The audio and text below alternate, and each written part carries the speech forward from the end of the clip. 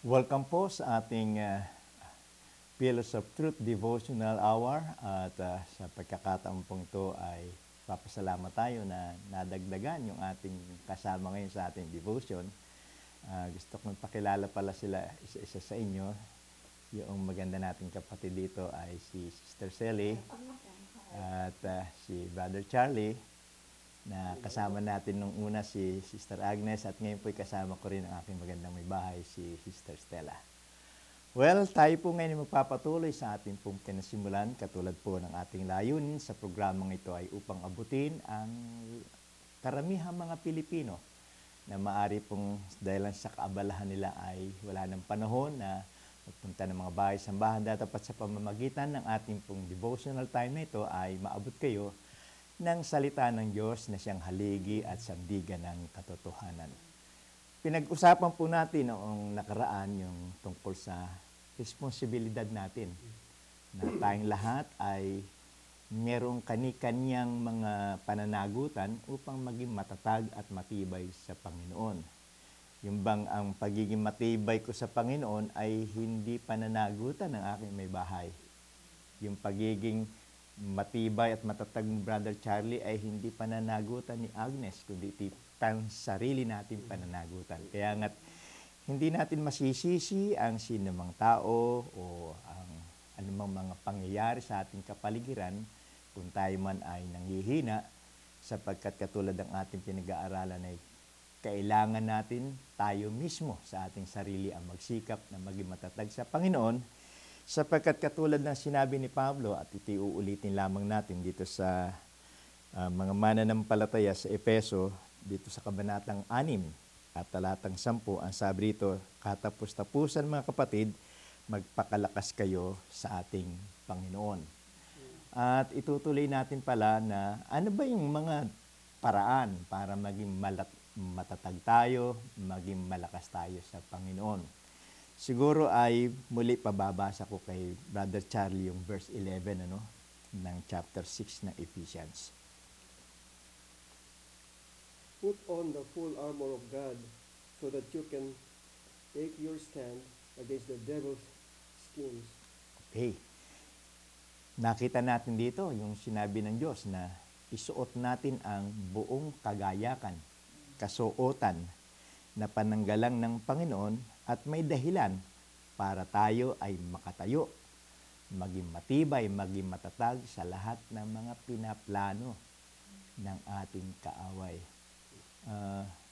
Kita mo, Sister Agnes, na yung palang kaaway natin, at alam naman natin ang ating kaaway, yan ay ang devil, ang diablo, marami pala siyang pinaplano para ibagsak tayo, para panghinain tayo sa ating pananampalataya.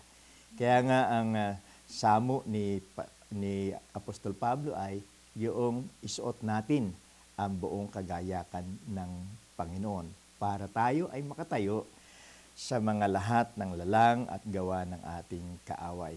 Ngayon siguro maganda na ating kunin ngayon, ano ba itong mga sinasabi na mga kasuotan na dapat nating taglayin para tayo maging malakas at maging matatag sa ating pakikipaglaban sa kaaway. Dito sa talatang 14, sige, Agnes, pakibasa mo lang yung verse 14. Stand firm then with the belt of truth buckled around your waist, with the breastplate of righteousness in place. Okay.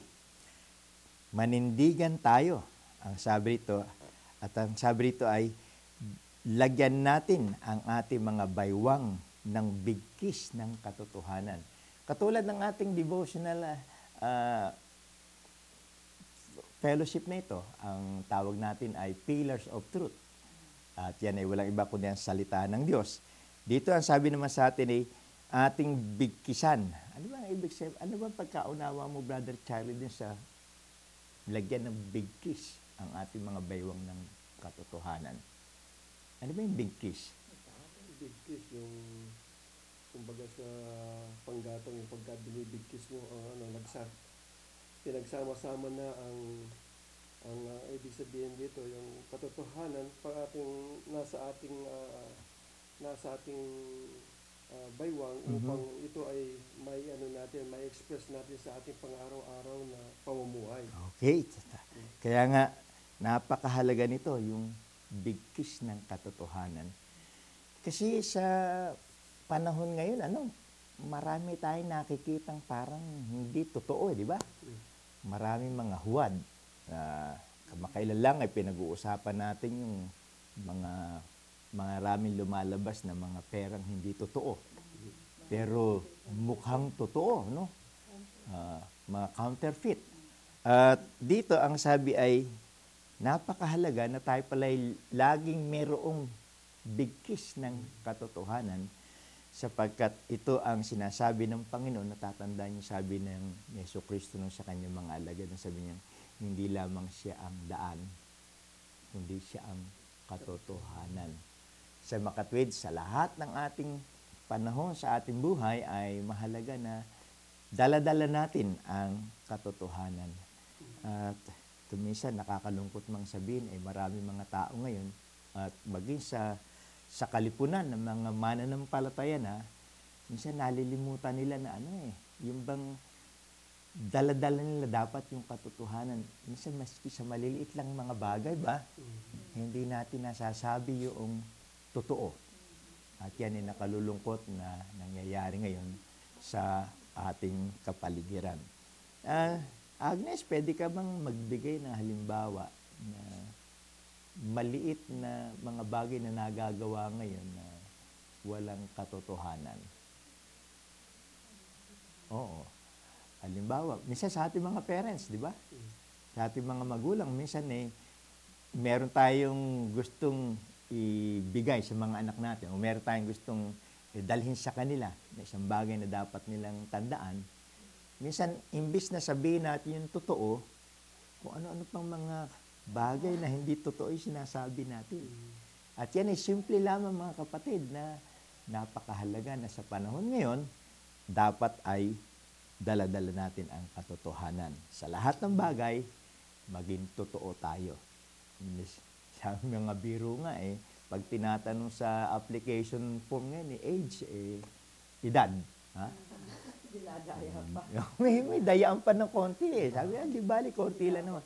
Pero bilang mga Kristiyano, dapat totoo lagi ang lahat ng ating dala-dala. At hindi lamang po yun, kundi sabi ito, having put on the breastplate of righteousness. Saan ba nilalagay yung breastplate? Yung una ay sa bewang, di ba? Ngayon, sa dibdib. At ano ito? Pananggalang na nilalagay sa dibdib at iti walang iba kundi ang katotohanan at yung katwiran, righteousness.